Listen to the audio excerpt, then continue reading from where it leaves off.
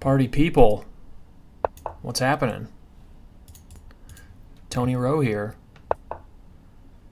Oh, man. Getting Veresoved. Lame. No, it's not. Well, knight f3 is kind of lame, but...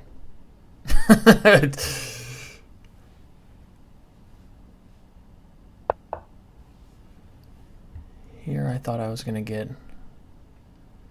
something a little more interesting.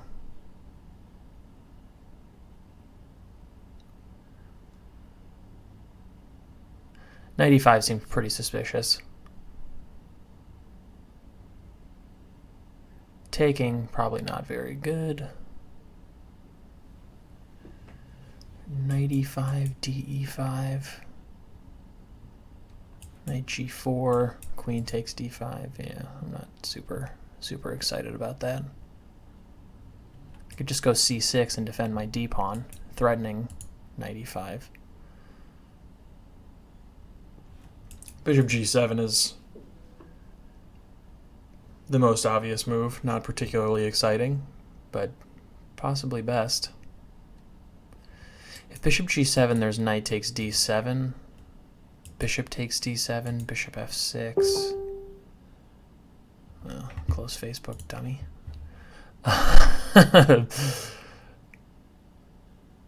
But I don't really want to go c6 because I feel like knight e5, it might make sense for me to try and open up the game quickly, given that he's kind of put his knight on this loose square and he's moved it twice in the opening. So I want to investigate things that maybe allow me to go c5 in one move, like bishop g7. Problem is knight takes d7. What am I doing?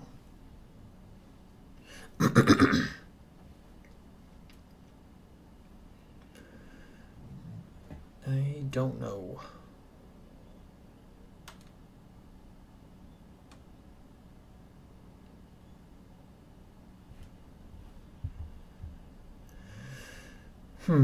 I'd have to take with the queen. I don't really like that, so I'm just gonna go c6. I don't want to spend too much time on this. The problem for white now is that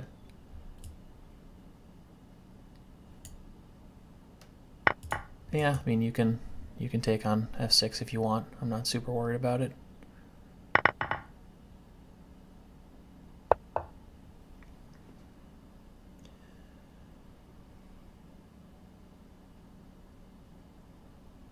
I like the bishops. I will happily take the bishops. Do I go bishop g7 or bishop d6? I think bishop d6 now actually makes more sense. And I'm just going to go f5. And this is going to be pretty much a Dutch defense at this point, actually. So bishop d6. How worried should I be about h4? Probably not that worried.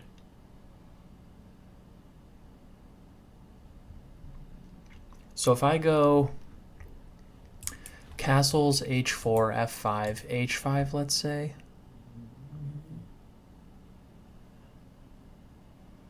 I don't know, maybe even just f4 there. Or I'm not too worried about it. Two minor pieces have been taken off the board. If he plays h4, h5, h takes, then I'll play f takes and I can defend along the 7th. So either he's scared about bishop b4 or he wants to go b4 himself. Not super sure I have to care about either one. I don't hate just going a5 though, just to grab extra space. This is like just part of my chess style, I think. I like space and I like prophylaxis, maybe more than I should. So if I see my opponent maybe wants to go b4 and I can grab some space and stop it, I'll probably just do that without thinking very much about it. f5 would be more active for those of you who like to try and win the game via checkmate.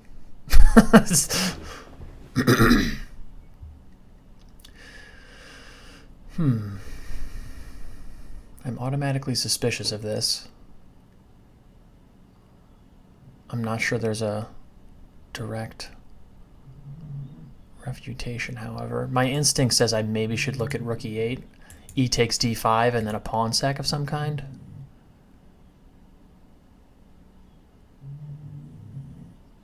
I hope you guys can't hear Morty snoring under my desk. That would be probably really inconvenient for you.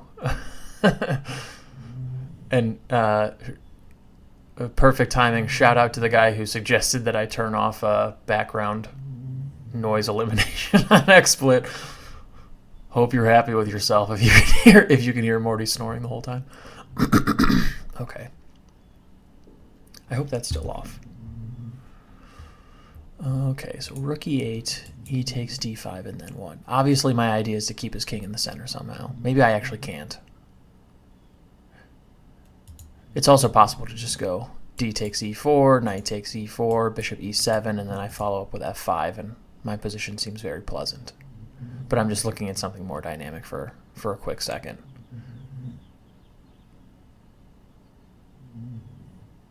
Rook e8. Rook e8, d takes.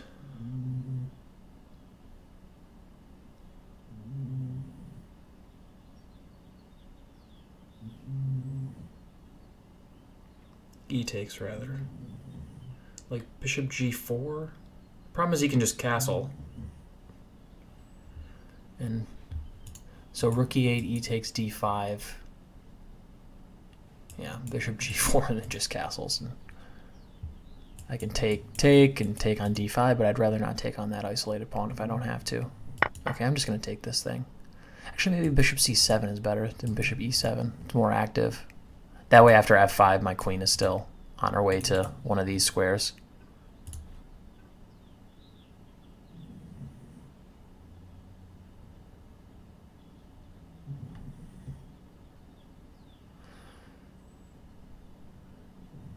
I think my opponent's contemplating whether or not he can go d5 here. Probably not.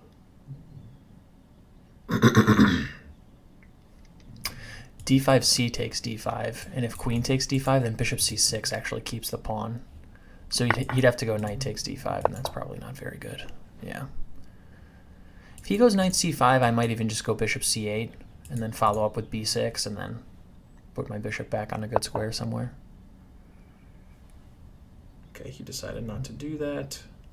Probably rightfully so. Do I win a pawn here? Bishop takes h2. Oh god, for the briefest second I blacked out and thought I had queen h4 check. Okay, that's not good. Focus. I'm just going to go f5, I think.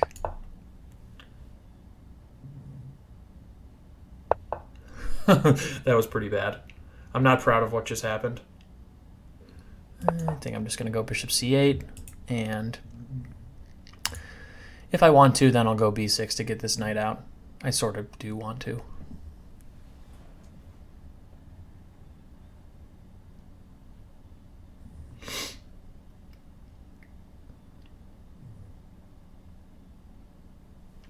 c3 would be pretty natural. That way on b6 he could go knight d3 and still have the d pawn protected.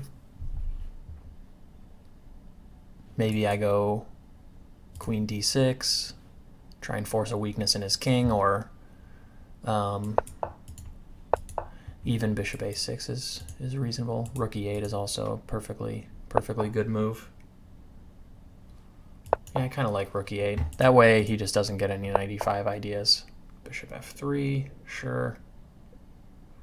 He can't really take it anyway, so.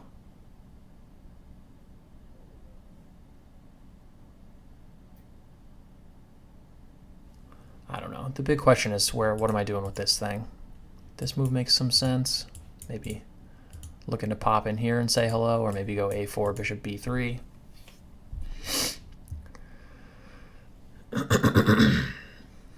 Maybe bishop a6 is a more active way to do that. Yeah, I'll go bishop a6. Maybe bishop e6 was actually better. Maybe I just want to go bishop d5 and trade off these light squared bishops. He's got so many light squared weaknesses. That move doesn't seem very good. Oh, maybe it's not as bad as I thought it was, though. Oh, crap. I missed it. He has 95. Shit. If rook e5, bishop a8. I have rook e1. So I'm still... It's okay, I think. Hold on. Let me make sure I'm not an idiot.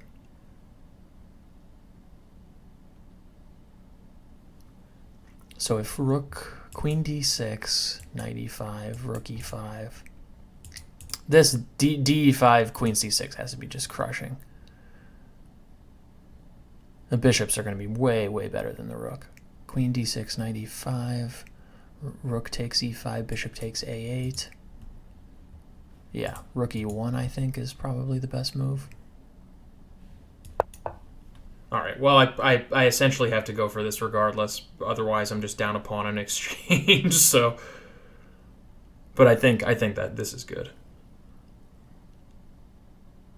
I don't anticipate there being any issues here. Oh, it's even better than I thought because actually I think... So, knight e5, rook e5.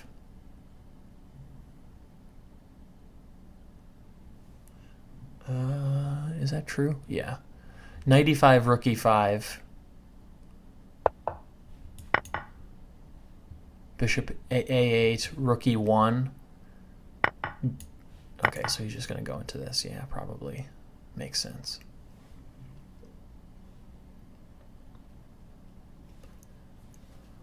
Yeah, rook e1 actually, I could, after he played g3 to protect against the mate, I could actually play like rook takes f1 check because my bishop is also on this square and he'd have to play queen takes f1, bishop takes f1. I'd win an extra exchange. Okay, rook d8 perhaps? Or do I just go bishop b7 immediately? I think I'm going to go bishop b7 immediately. That way on rook d8 he can't trade queens with queen f3. I don't even know. Probably trading queens is not very good, but I feel like with the two bishops sort of pointing this way, it's probably in my best interest, at least for now, to keep the queens on the board.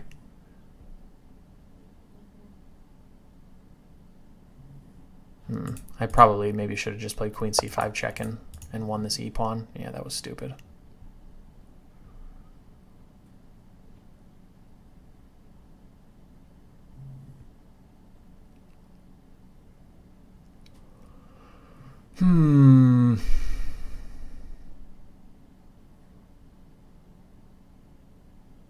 Rook e8 maybe. f4, f6. So if he has to go f4, then he's also under permanent threat of dying a horrible death on g2. So if f4, bishop e5, fe5, rook e5, let's say queen d2. Yeah, I don't think there's any follow-up there. Funny to think about for a hot second, though.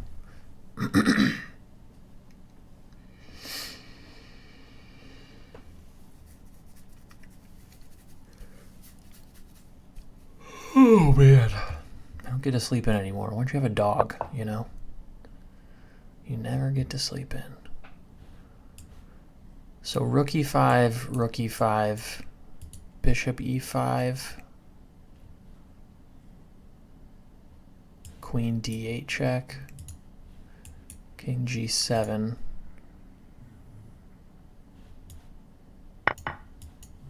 I don't see anything. This is going to be a long technical game, I feel like, because all I really have to show for myself is the two bishops versus a rook, which is obviously very good, but how to make progress when my extra pawn is useless is maybe not as clear as I would like it to be. One thing I'm thinking about is just blockading his majority pretty much outright with b5, a4. That would be probably a good first step.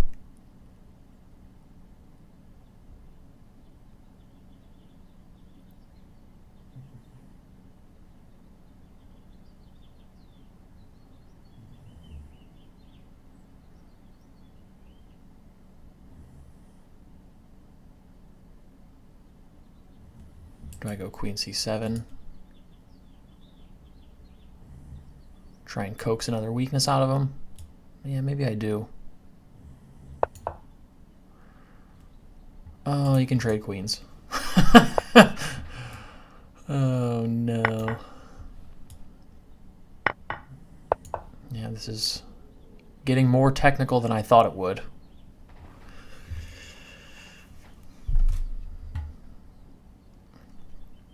Oh, bad. God.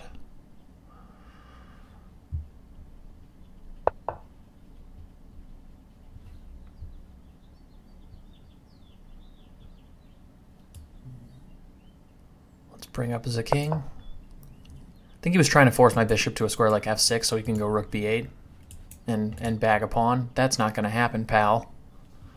I'm on to your nonsense.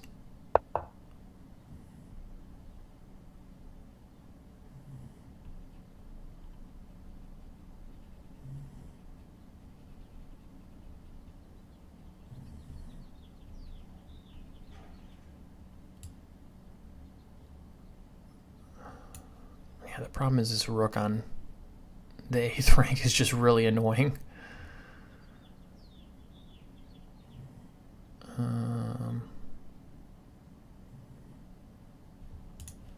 Or do I just take on a2 like a total savage?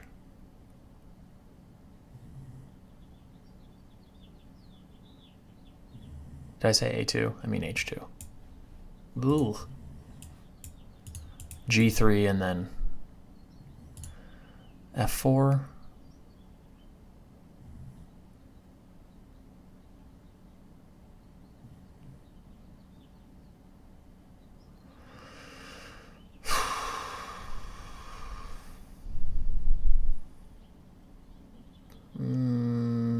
I mean, probably I do. Probably I should.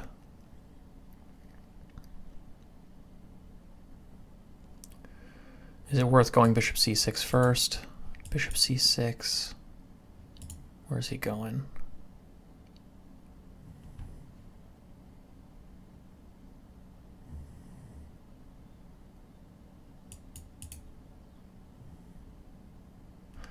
Bishop c6, rook c8, bishop d7, rook d8.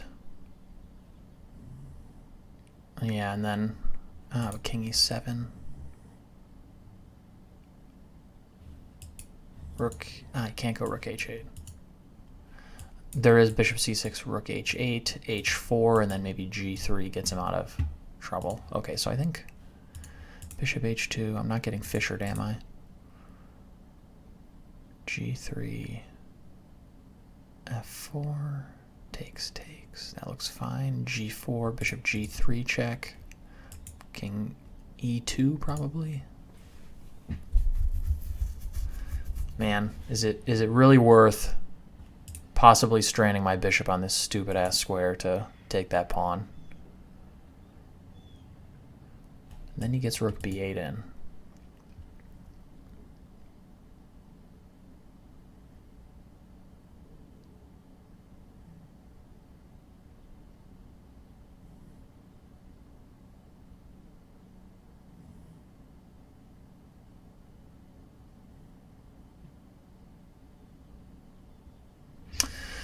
So bishop h2, g3, f4, g4, bishop g3 check.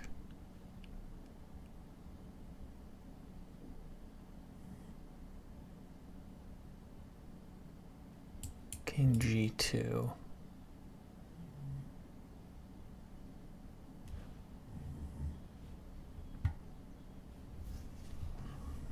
I don't know.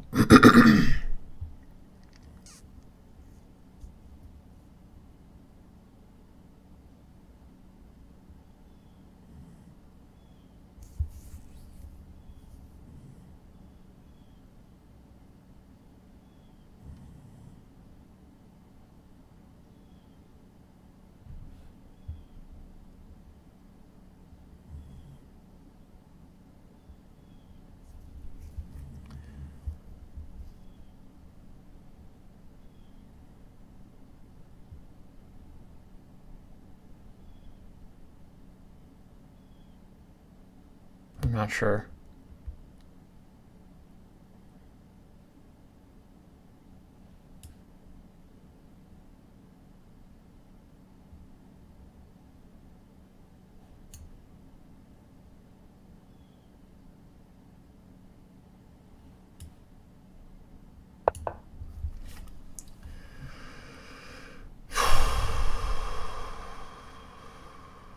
he goes g3, I'm going to go g5 to stop f4.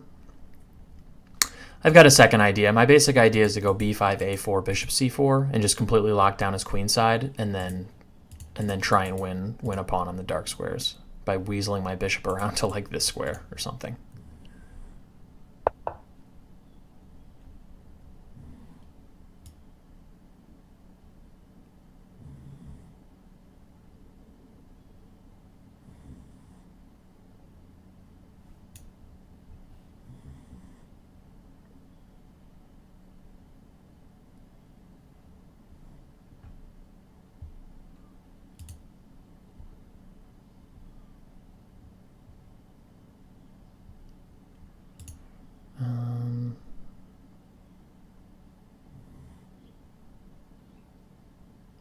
I'm going to play this right away. That way, if he can't go g3 and stop me. I think he wants to go g3, f4, and just shut down the pawn majority on this side of the board for good. He can go g3, but I'm going to go bishop c1, and he's probably not going to be very happy with himself.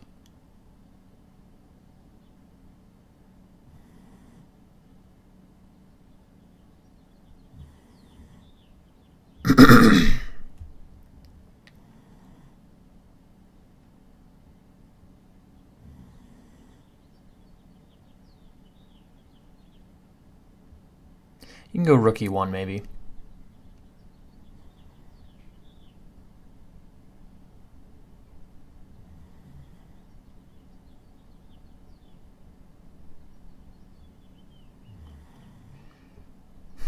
The funny thing about this position actually is if I go b5, a4, and I put my bishop on c4 and I play h5, actually none of my pawns can be attacked by his rook. The two bases of my pawn chains are here, and they're both protected by a bishop on c4.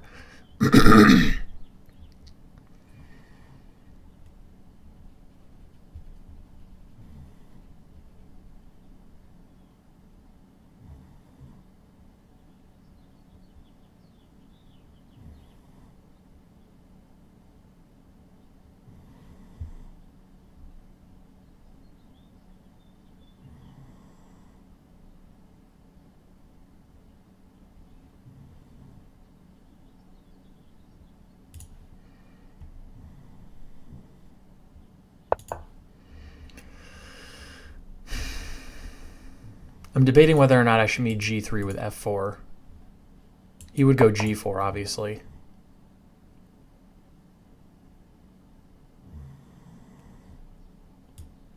Probably I should, actually. If I don't do that, then he just gets an f4, and it's going to be... At least this way, I get to fix him with a weakness on the... I mean, of course, if he takes, then he gets a weakness on h4, and I reactivate my majority by getting rid of this doubled pawn. And if he goes g4, then I get this weakness on f3, and I also get this square on e3 for my bishop, like checking here. And that would be an obvious improvement.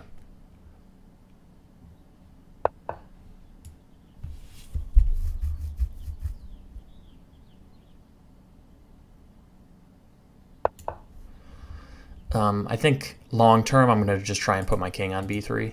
That's my goal.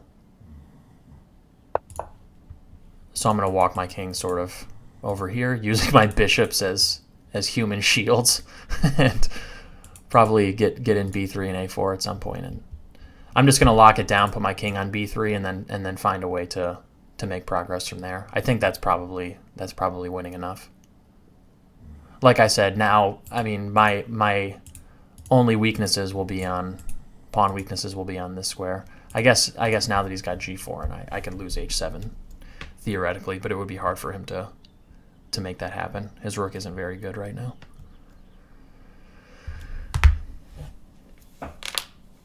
I really like technical chess. I mean, it's like one thing that I've become really drawn to over the past couple years, I think. Like, I used to play very, very sharp. Yeah, I'm not going to trade these pawns off, I don't think.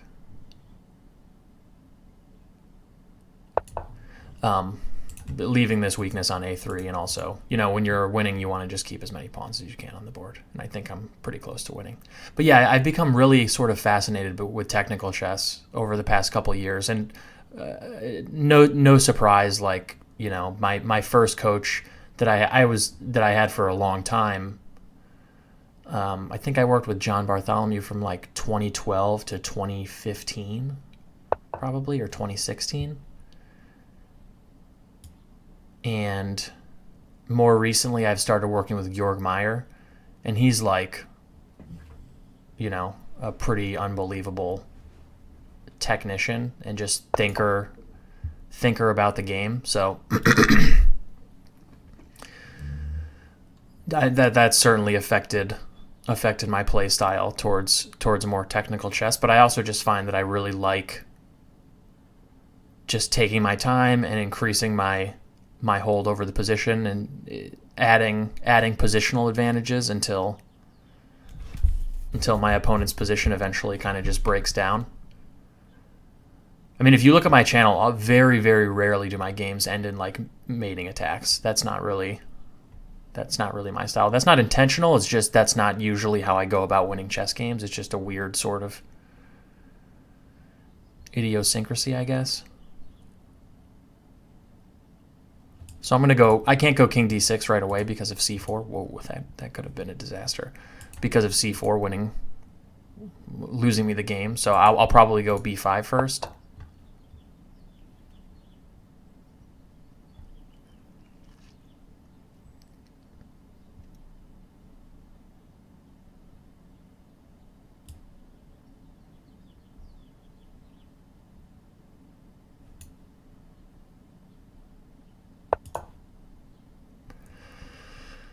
Well, now I can't get my king in, but I don't think that should be the end of the world. One idea is to just maybe put my king on e6 so he can't go rook d7, and then go bishop b3.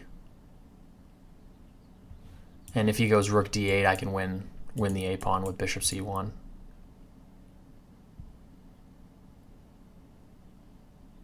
And if he steps off the d-file instead of stepping off the first rank, stepping off the first rank allows bishop c1. So if he decides to stay on the first rank and step off the d-file, then I'll switch my king over to the c4 square, I think. Okay, so I think he wants to go h6 and fix this weakness on h7.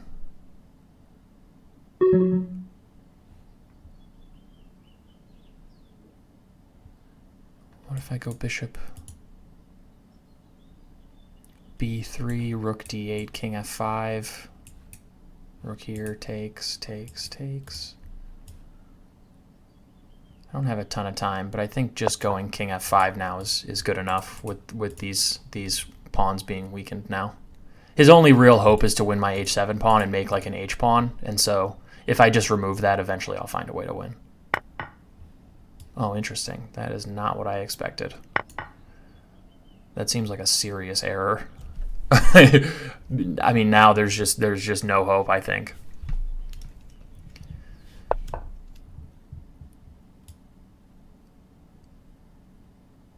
Problem for him is I just don't have any weaknesses. He can go rook b8, I go bishop c4, and he still has to defend against bishop c1 now, and g5 is hanging. Once g5 hangs, then like putting my bishop on the long diagonal and going g5, g4 is a plan. So it's kind of all falling apart now. There isn't much the rook can do at this point.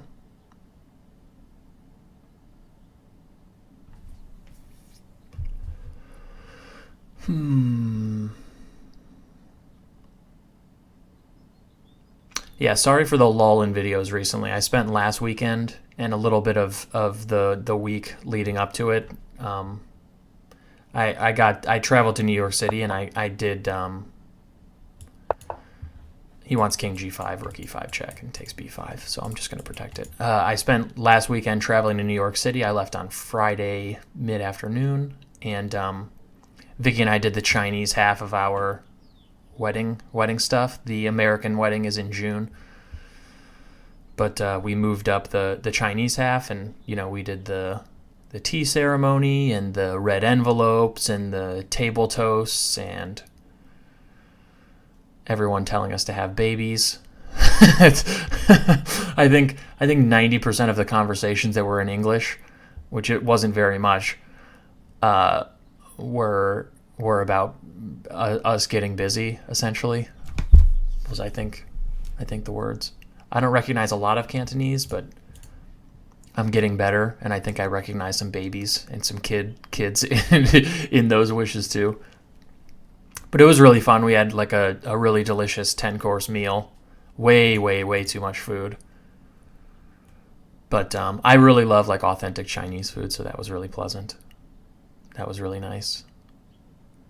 We had a lot of seafood, a lot of good vegetables. Okay, he packs it in. Probably rightfully so. I think actually his rook can't get back in time for bishop c1, so if you see that, you're probably going to resign pretty much immediately because the a-pawn is just a queen at that point.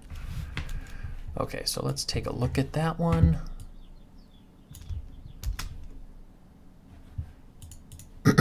Let's pop it into the study. Sorry for the excessive throat clearing. Yeah, I kind of wish with the studies that this feature would stay at like whatever you put it on last. Because I created this YouTube study like a long time ago. Oh, I got to delete this study. For those of you who were wondering, I did record a game a couple of days ago, and it was against a cheater. And he soundly kicked my ass. and then I posted it, so I took the time to write a description and analyze the game, and even though I was pretty certain it was a cheater, and then I decided maybe an hour after I posted it, so there were like 20 views or something like that, I decided an hour after I posted it to just take it down. I think it is instructive to show me losing to a computer. It's not that. It's just that I imagine some huge turd on the internet somewhere, like, you know, just chuckling and getting a real, I was going to say something really inappropriate. Yeah, just, I mean, enjoying himself at my expense, like cheating, and I don't think it's a good policy to indulge those a-holes, so I took it down. Also, Morty was really rambunctious, and when I listened to like 15 seconds of the audio, you could hear him like panting in the background and like biting like a rubber squeegee toy. And so it was just like okay, this video is kind of just sucks all around, so let's just get rid of it. Okay, so I apologize to those people who like saw that the video existed and then didn't get to watch it, or they watched it and now it's gone, or they didn't get to finish it. I lost. You can find the game in my history if you really want to look at it. Okay, so this is the Veresov, and there are I've always just played like the old main line because it's like the line I learned going way back to Joe Gallagher's book on the Anti-King's Indian that was for like Batsford or something from the 1990s or whatever, or like very early 2000s. But nowadays I think like C5 is really popular. And you're just going to accept when they go bishop takes, I think, is it G takes? I thought it was E takes, and you like can take on an isolated pawn, but maybe it is G takes. Then like E3. I think this is in like Boris Avrook's book, and of course, if like they take, then you get to go E6 or E5, and you take back, and you have the two bishops, and you have a big center, and that's a thing. So it is, for those of you looking for like, you know, the new hotness in the Veresov, which is I think no one at this point probably. C5 is maybe an interesting way to go. I've always just protected the knight. And the I think traditional kind of aggressive main line of the Veresov has always been to go F3 and then try to go E4. This was sort of the original interpretation of it. And the line I've always played is C6, E4, takes, and then black must go E5. And the point is that it looks pretty bad, right? Because if you do this, then takes, and your, I mean, castle's long or just bishop takes f6 or whatever. Probably not good. The point is that after d takes e5, you can go queen a5. And if they take on f6, then you get to nab the dark square bishop and go into a position like this where white has pretty massive dark squared problems. He has the ever elusive isolated e-pawn. Let's make that red. That's not an asset. And black's light squared bishop or dark square bishop is really strong, and black has a lead in development, and white's king is sort of crappy, and you know this position's kind of all around bad. So after queen a5, people usually do other things, but this position is supposedly supposed to be kind of solid for black.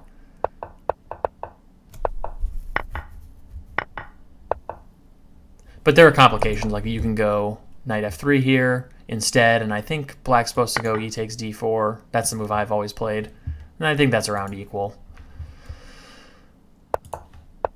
People also have started to go like queen d3 or queen d2 and castles long. I think people like to generally go queen d3 in these positions just because it also, you know, white is always trying to go e4 in the Veresov. That's the general idea. And so this is something, if you like sort of weird the d-pawn specials, as as some people call it, then maybe this is worth looking into for you. Knight f3 is yeah, kind of the slow move, the normal move. Some people also go e3, now that I think about it, and the idea is to go like after g6 you can go f4, and you get kind of a weird sort of mutant stonewall attack. The idea is, of course, that white's bishop is normally very bad. This dark square bishop in the stonewall, normally it's on this c1 square, and it's pretty horrendous. But in this position, it's outside of the pawn chain on a more active square. That does have its disadvantages, like it can be exposed on that square and a little bit unstable, and it does leave the e3 pawn more loose than it normally would be. And of course, if white has to trade off this bishop for, let's say, this knight, then he's giving up the two bishops. So it's kind of a double-edged approach. Also, it's not a totally normal stonewall structure in that white has had to put the knight on c3, which I think most people would agree that white would rather have the pawn there and the knight on d2. So yeah, I mean, this has never been that popular, but it is sort of something to think about. Okay, so knight f3, and then I just go g6. Part of the idea of knight b to d7 is now you can go g6 and bishop g7 without incurring doubled f-pawns. And my opponent goes knight e5, which is interesting. And of course, something like knight e5, d takes e5, knight g4, queen takes d5 is not very good. Now the queen protects the e-pawn, so I can't take back, and if I take back on d5, he takes with the knight, and he's hitting c7. So all this would be pretty gross, I think. I thought about this, but the problem is on this you have to take with a queen, and I didn't like this sort of disharmony here. Is disharmony a word? I'm not sure. But, I mean, on the other hand, white has played knight g1 to f3 to e5 to takes on d7. You know, taking a knight I only moved once and developing my queen at the same time. So if I have to lose a tempo at some point, like let's say e3 castles, bishop e2, if I have to lose a tempo with my queen, it's also not the end of the world. If I can just go, I was going to say queen d6, but maybe that's premature after bishop f4 or something. I don't know. Maybe even queen d6. And, you know, now I can go bishop f5, and black doesn't have any real problems here. Bishop f4, maybe I can even just go queen b6, and just very solid. So that was probably worth. Bishop g7 is also a pretty natural move. And that allows me to maybe think about going c5 in one move, but it's sort of a little bit of a pipe dream, I think. Maybe. I don't know. Maybe castles and b6, bishop b7, c5. I don't know.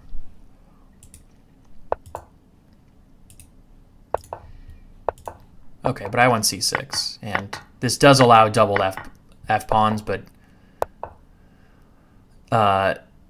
White has made some pretty serious concessions here to give me those, and I don't think they're really in general all that bad anyway.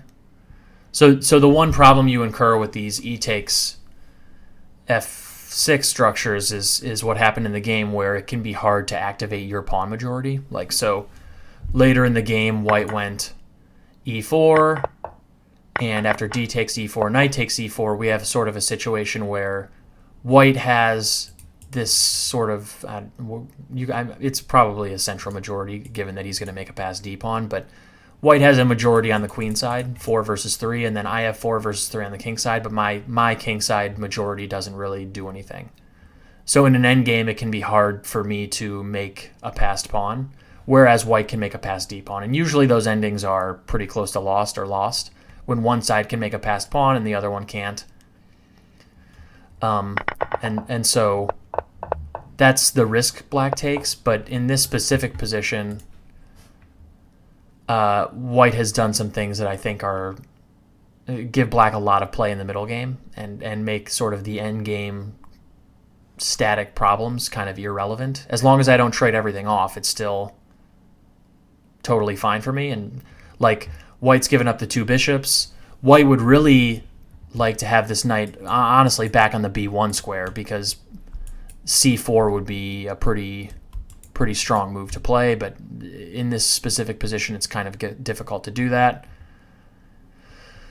Yeah, I mean, 2 bishops and not being able to play C4 are the big ones. But White's also invested quite a bit of time into these exchanging operations, and Black is actually very slightly ahead in development. Okay, so we kind of get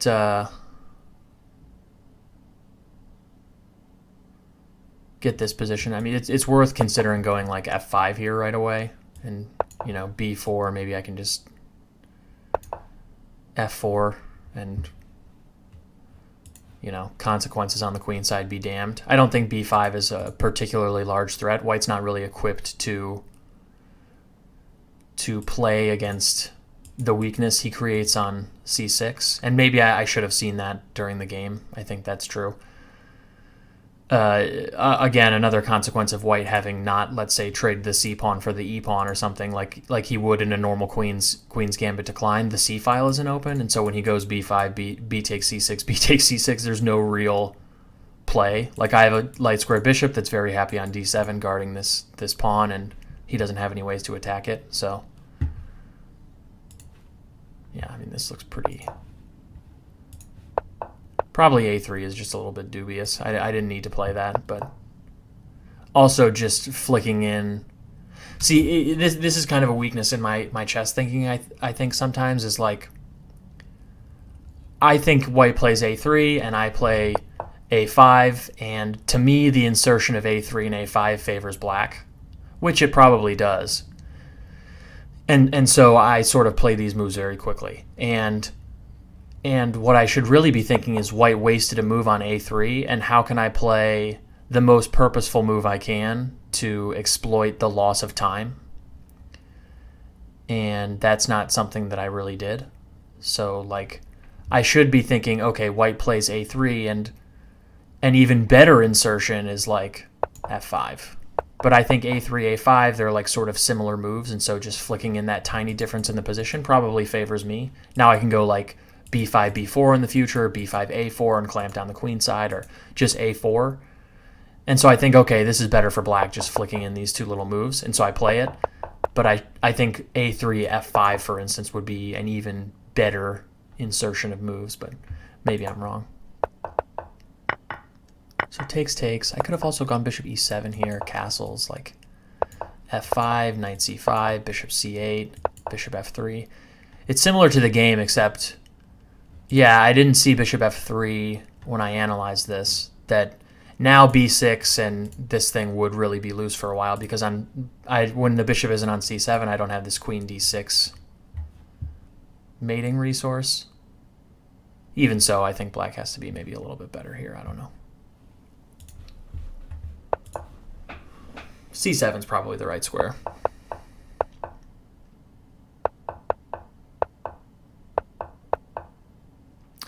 All these moves feel really natural to me. Bishop a6. Yeah, and probably this is just a game-ending blunder.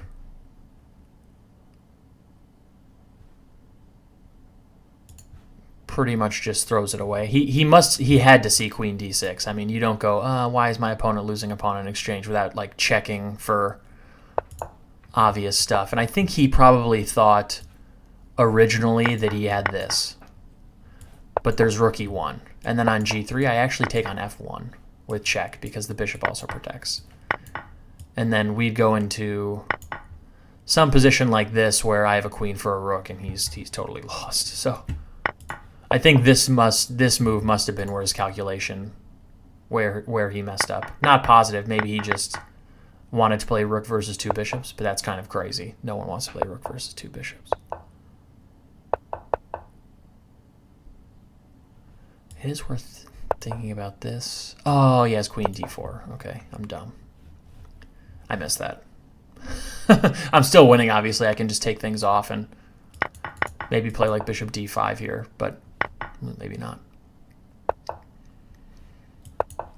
Rook a to c. Ah, b5, so rook a to c1, bishop b6. Stockfish, you clever, clever bastard. Okay. Well, anyway, queen c5, queen d4, I didn't see.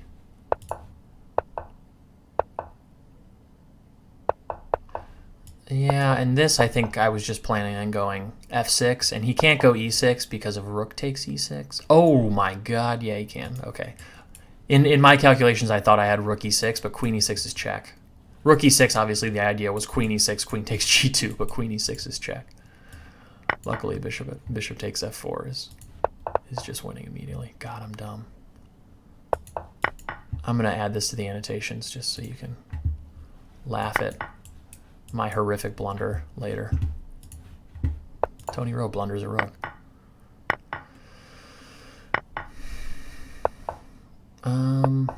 Yeah. I'm going to coax a kingside weakness out of him or immediately trade queens. I did miss that, but actually trading queens is pretty pleasant for black, I think. There's kind of two ways to think about it, and you know, maybe both of them are correct. And I mean, black is objectively winning either way, so it doesn't much matter. But you could sort of think of it as either with the queens on, I'm able to use my bishops to coax extra weaknesses out of his king side. Like for instance, if he couldn't trade queens here, he'd have to go like g3 or I don't know, maybe even g3. Bishop takes g3, like wins immediately or something.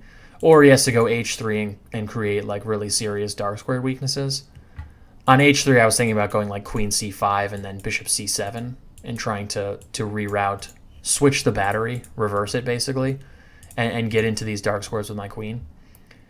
Or, so you can think of it as keeping the queens on benefits black because I'm able to coax more weaknesses out, but you could also think about it as once he trades the queens off, he removes all counter chances and dynamism from his position, and with my king safe, I should just be able to grind these two bishops much more easily without the queens on board. That's possible also.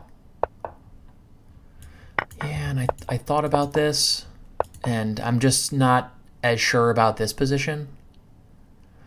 Rook b8 is a pretty serious threat now, and I looked at this, king g2, and I started to look at the idea h5 takes and then g5. This was my hopes and dreams, but I couldn't make this work. And maybe this is still good, but it just doesn't seem as easy. Like rook b8 here takes, and then yeah, my h-pawn is still kind of loose. Heading over here. I mean, it just starts to get kind of complicated. I don't need to hang all these queenside pawns.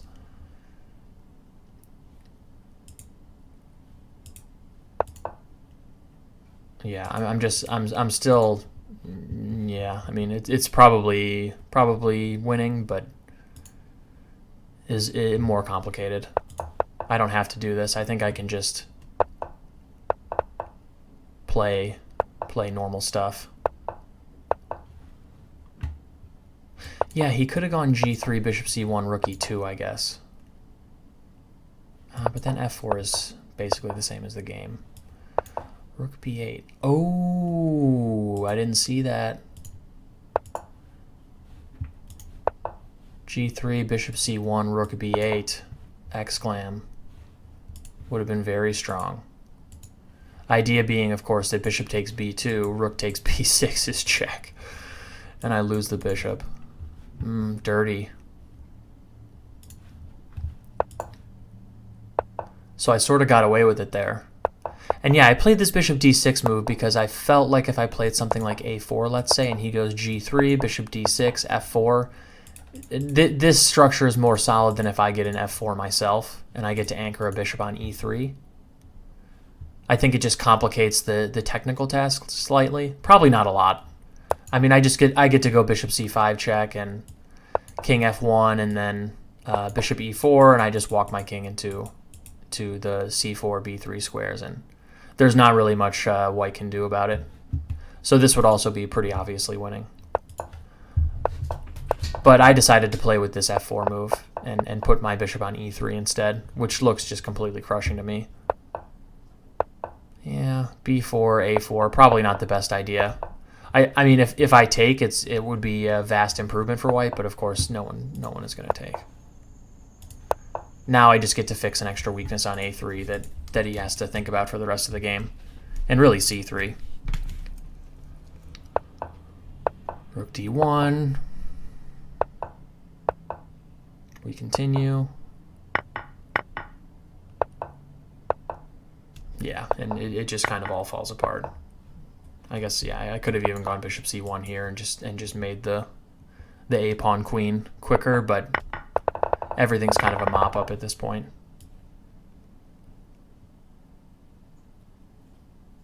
Yeah, I mean, after this it's just black's winning. And that's pretty much about it. The technical task with the two bishops versus a rook is usually very easy. That position was no exception. Okay, I hope you guys enjoyed the game. Have a great weekend. If I don't get back on YouTube with something else, if I do, then I will see you guys later. Bye, guys.